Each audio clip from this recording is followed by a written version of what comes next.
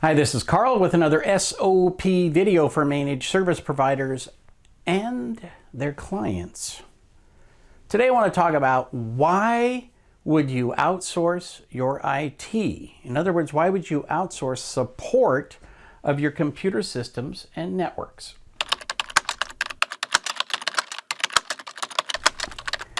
We'll start by defining some terms. So SMB IT stands for small and medium business IT. So computer consulting for small and medium businesses.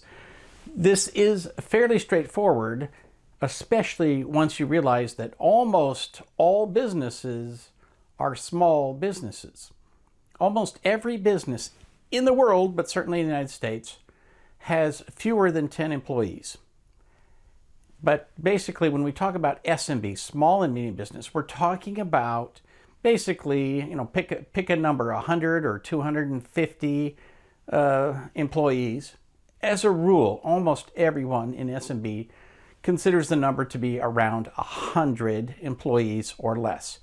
And maybe, there's some wiggle room, 150. We're not talking about enterprise. So we're not talking about a company with 10,000, 20,000, 50,000 employees. So the SMB market is that, that market that represents almost all businesses everywhere.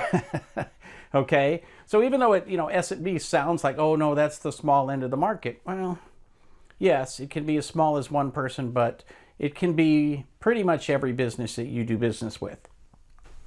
Now to the question, why outsource your IT support? Well, let's take a look at what your options are, because fundamentally, if you're a small business, you have a handful of options. The first one is do it yourself, which is great if you are a computer consultant. There's a thing I like to call the paradox of simplicity, which simply states that we all think it's easy to do everybody else's job. But in reality, I can do a pretty crappy job of putting together graphics. I can do a mediocre job of editing. I can do a mediocre job of looking at a legal contract. But at the end of the day, I'm not an attorney. I'm not a graphic artist. I'm not an editor. And so while I can do something good enough, it may not be good enough in the big picture. And in particular, when we're talking about internet security, ransomware, cybersecurity attacks, so forth and so on, good enough just might not be good enough. Plus, let's be honest, your network needs to be up so that you and your staff can be as profitable as possible. So at the end of the day, you doing it yourself probably is not great for the long-term profitability of your company, which is why computer consultants exist. So that's option one, is do it yourself. Option two is to find somebody in-house to do it cheaply. In other words, you got somebody, and historically this has been somebody, for example, who deals with finances or installs software in order to make sure that the accounting works. So they get the job of also running the IT department. Sometimes it's the office manager who just by default, your job is to fix everything, and that includes the computers. One time I met a guy who said, basically, if it plugs into the wall, it's my responsibility, and that includes the vacuum cleaner. So, you have to be careful about who does this work in-house. There are three factors you need to look at when you pick somebody in-house to support your IT. First of all, competence. Like, do they actually know about computer support?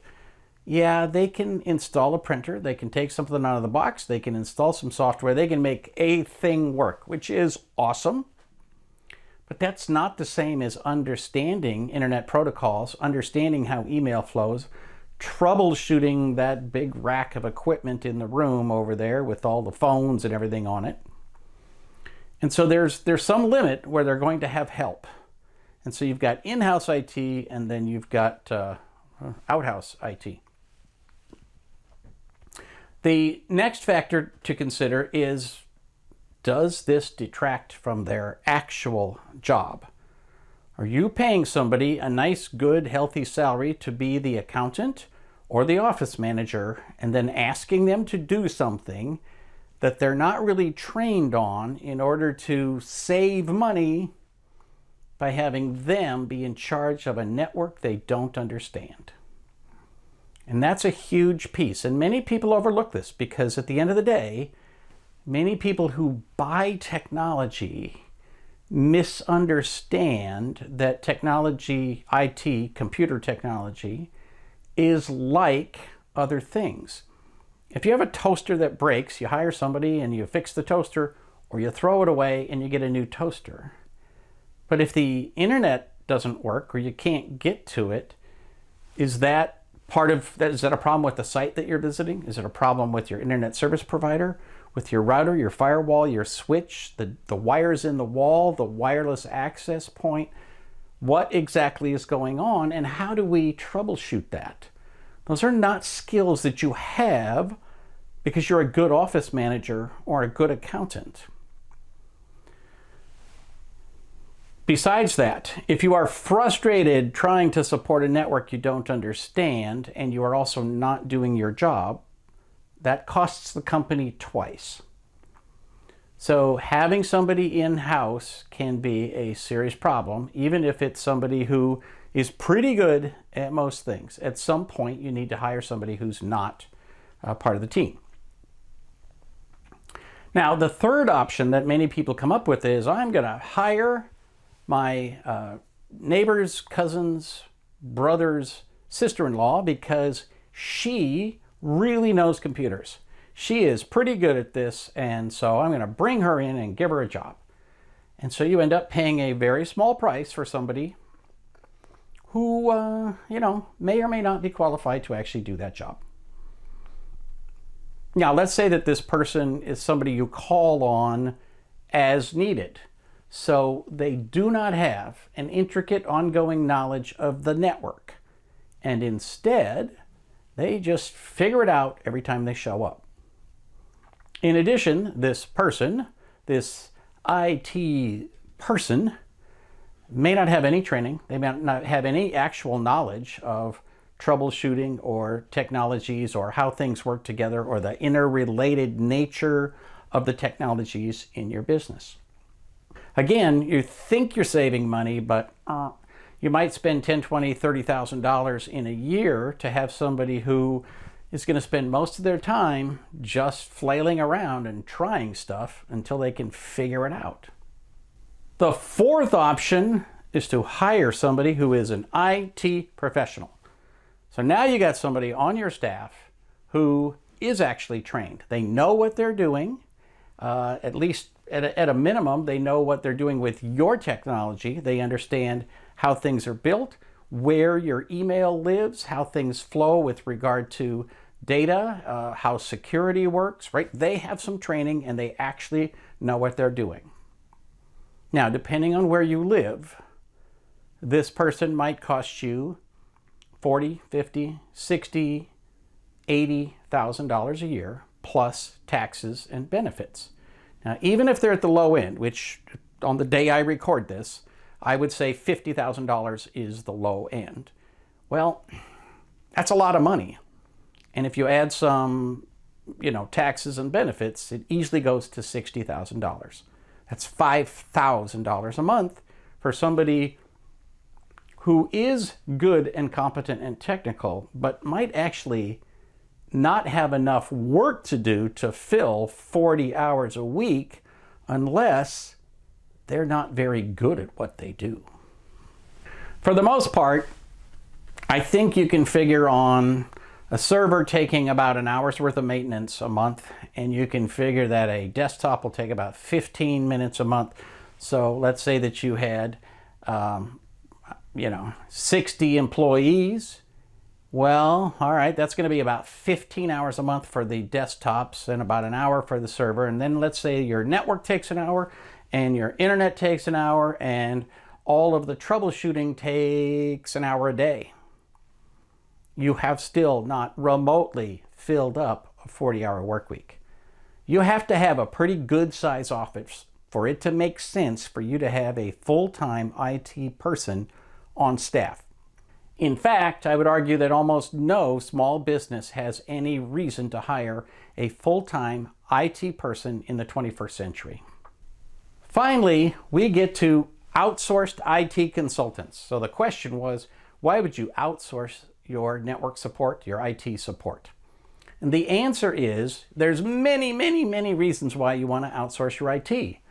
First of all, when you outsource your IT, you are virtually guaranteed that you have somebody who is good and knowledgeable and up to date with the technology that you have to support.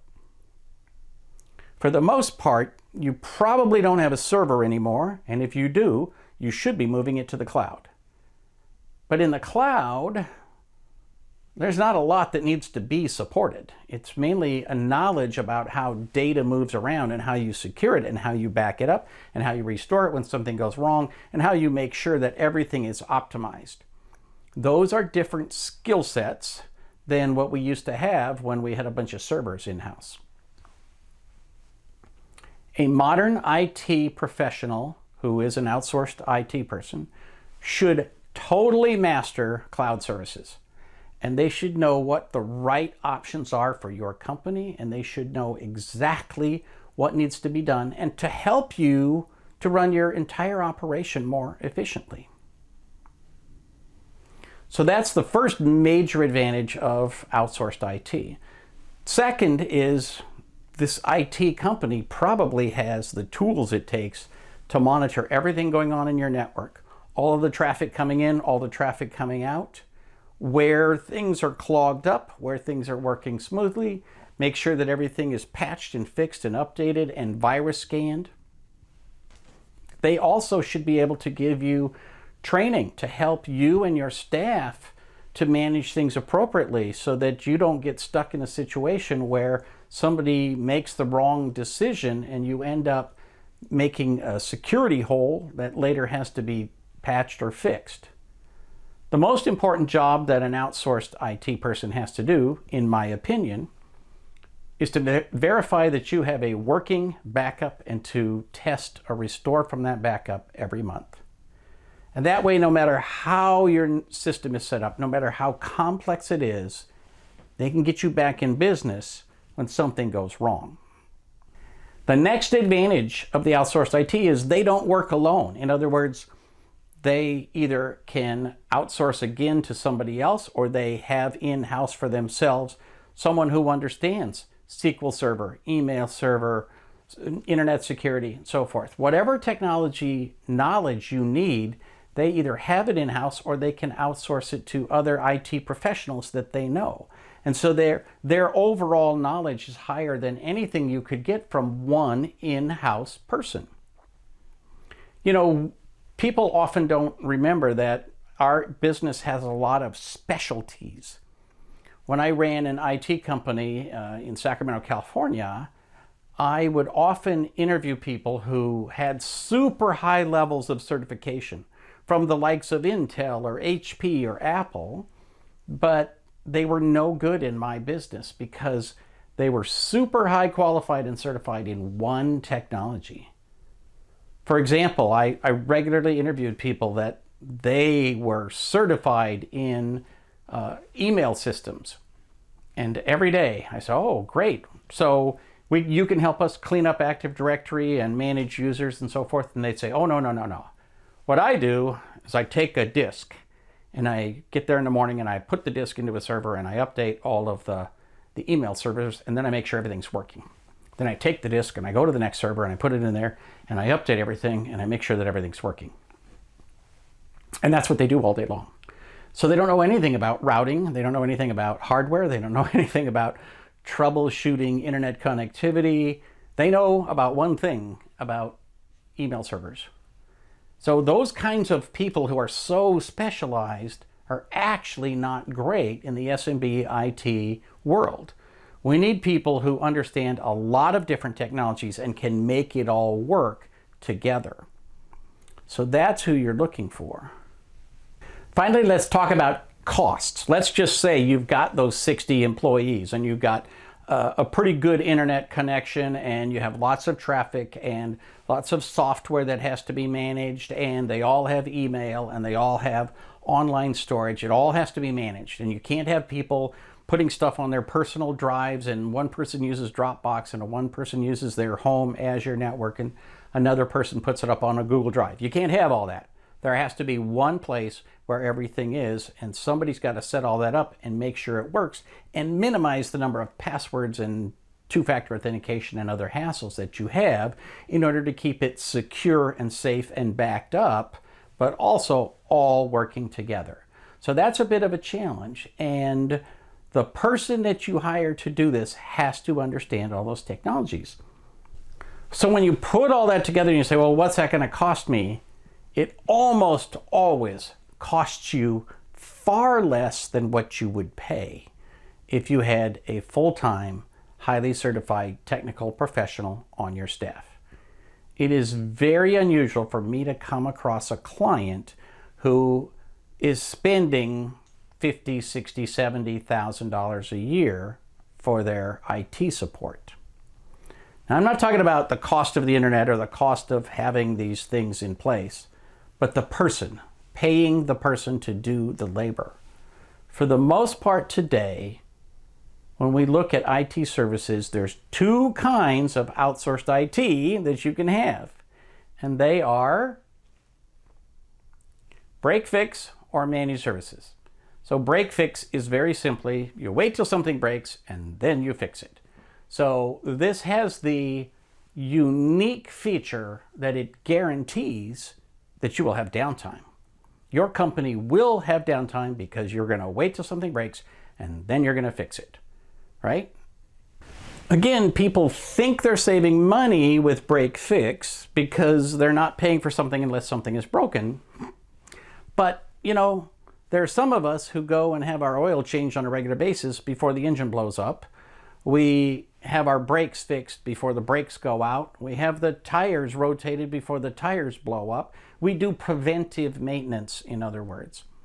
Managed services focuses on having one company, one outsourced IT company, get their arms around all of your technology, take ownership of your technology, and make sure that everything is patched, everything is fixed, everything is updated, everything is backed up, everything is secure, right? They take care of making sure that your system just works. And so the end result is you get more efficiency, you have all of your people working at their full capacity all the time because the network is not slowing them down. I always like to say, I want computers to wait for me. I never want to wait for a computer. If your people are waiting for your computer or waiting for your network, they are less efficient. It just is what it is.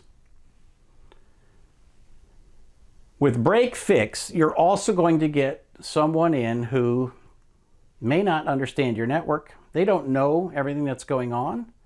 You know, even a managed service provider, the first time I walk into your office, I'm not going to know all of your technology. I'm not going to know where everything is. I'm not going to know what your bandwidth is. I'm not going to know what services you're paying for. I'm not going to know how everything meshes together or whether it meshes together. So a break fix person goes through that level of lack of knowledge every single time they come in the office. With a managed service provider, your network should be documented. It should be understood. There should be somebody whose job is to know your network, to manage it every day, and to make sure it works the way it's supposed to. And as a result, there is no learning curve after the initial visit. They understand your network, they manage it, they maintain it, they make sure that it just works all the time. So, yeah, in the short term, you may spend a little extra money for that. But as you know with your car, you could ignore your transmission until it fails, or your brakes, or your tires, or whatever. Or you can maintain it all the time as you go along. And in either case, you're probably going to end up spending the exact same amount of money. Some people just prefer to spend the money after something breaks and some people want to spend the money making sure that it never does break. Choose your option, but just understand that managed IT services will give you more productivity while you're waiting for things to break. You also might be able to get by with zero or very little downtime. Where break-fix guarantees downtime, managed services might get you to where you have zero downtime. So let me just quickly summarize why somebody would outsource IT. Well, in the first place, higher level of competence. Second, making sure that you have somebody who actually understands your network. And third, increasing your productivity and increasing, with luck, the value of your own company. You'll be able to get more done and, with luck, make a little bit more money because you've got a system of technology that you can completely rely on. If you're a managed service provider, feel free to outline and steal all of these ideas and use them in presentations to your staff. If you're a business owner, please consider hiring a managed service provider and not just an IT person who's going to show up and figure stuff out. You want a network that just works, and figuring things out may not be the path that gets you there. For Small Biz Thoughts, this is Carl Polishek wishing you the best of luck in everything you do.